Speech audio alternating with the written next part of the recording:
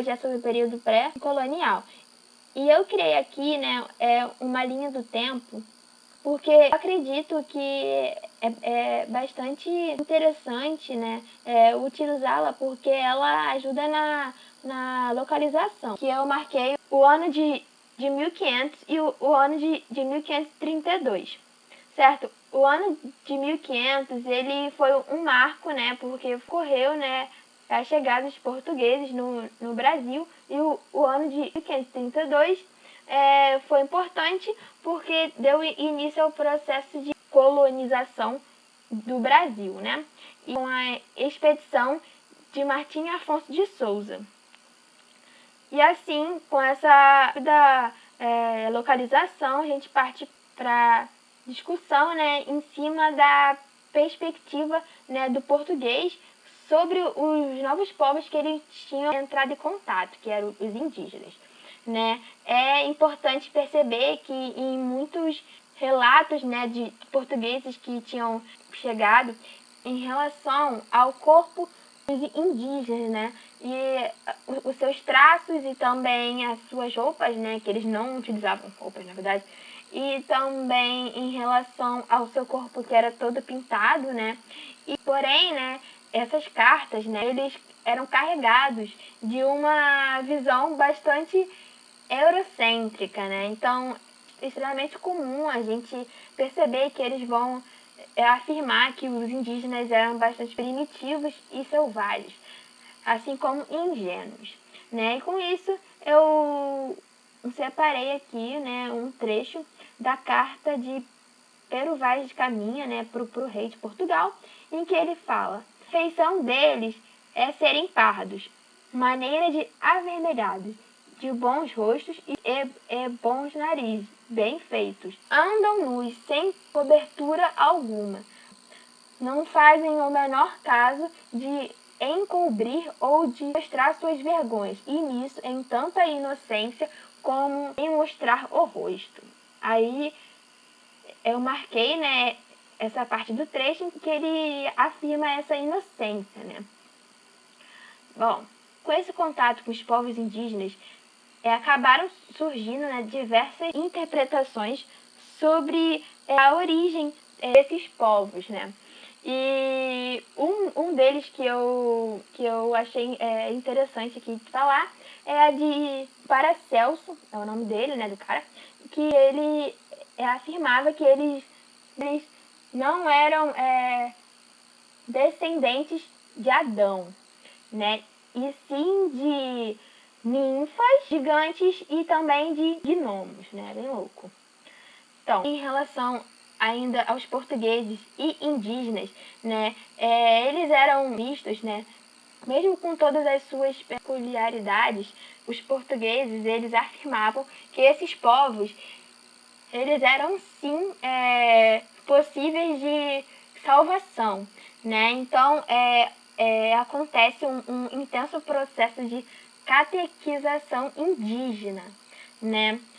E assim como acontece isso, né, é importante lembrar, né, que o Brasil, desde o início do contato, né, ele era visto pelos portugueses como uma terra de salvação, né, era como uma homenagem a Cristo, né? Então todos que estavam lá iriam passar pelo processo de salvação, certo?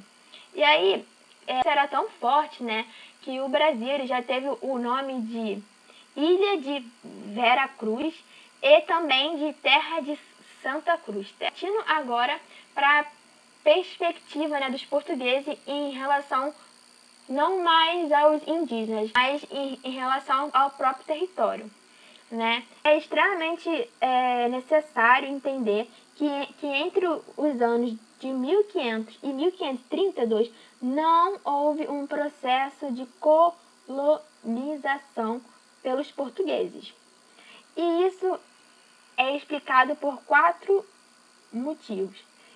Ter ocorrido uma crise demográfica em Portugal. Então, Portugal não tinha um povo, né, suficiente para que ocorresse uma colonização.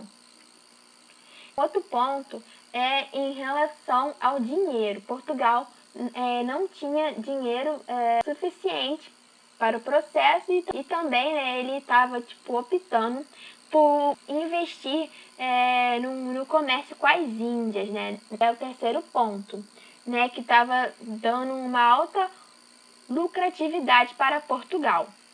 Além disso, que é o quarto ponto, né, no Brasil não houve de cara a descoberta de metais preciosos, diferentemente do que ocorreu com os espanhóis, né, que acabaram achando logo de primeira ouro e prata. E aí vem o questionamento. Se Portugal não tinha o interesse em colonizar, então como ele iria explorar? Os portugueses eles deram duas respostas, né? Uma eram as expedições e a outra era o processo de arrendamento de terras, né? As expedições eram divididas em três. A primeira era de reconhecimento, que tinha a função de achar riquezas no Brasil, né? De tentar achar potencialidades, né? A segunda, que é a de proteção, certo? Ela tinha a função de fiscalizar toda a costa, né?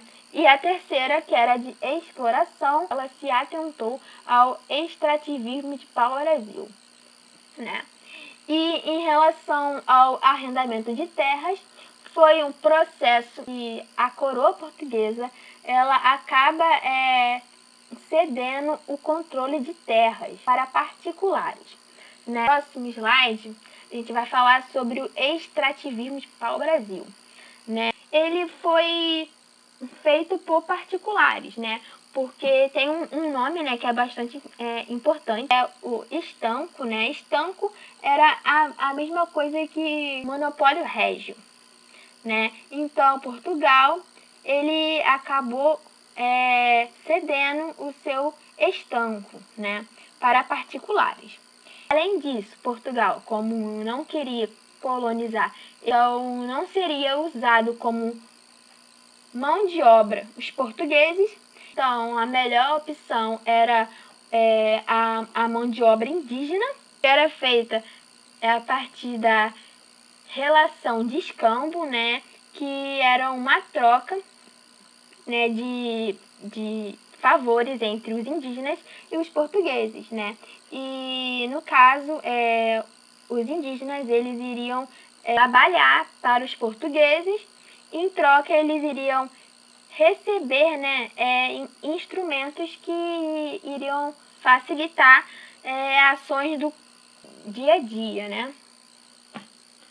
Bom, além disso, foi necessário, né, com essa atividade, o estabelecimento de feitorias, né, que era como um porto de armazenagem de madeira, né, assim como também servia como um forte de proteção de invasores, né. Então era assim, era primeiro tirada a madeira, aí ela era levada para as feitorias, né?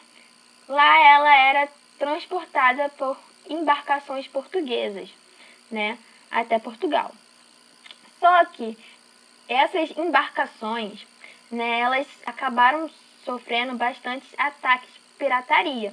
E aí Portugal acaba criando um tipo de expedição que eram as de guarda-costa, né, que tinham a função de proteger esse território. E aí acaba surgindo diversos problemas para Portugal, né, como a pirataria, né, que mesmo com a proteção, né, daquelas expedições guarda-costas, não foi suficiente, né? Então elas acabaram sendo bastante constantes.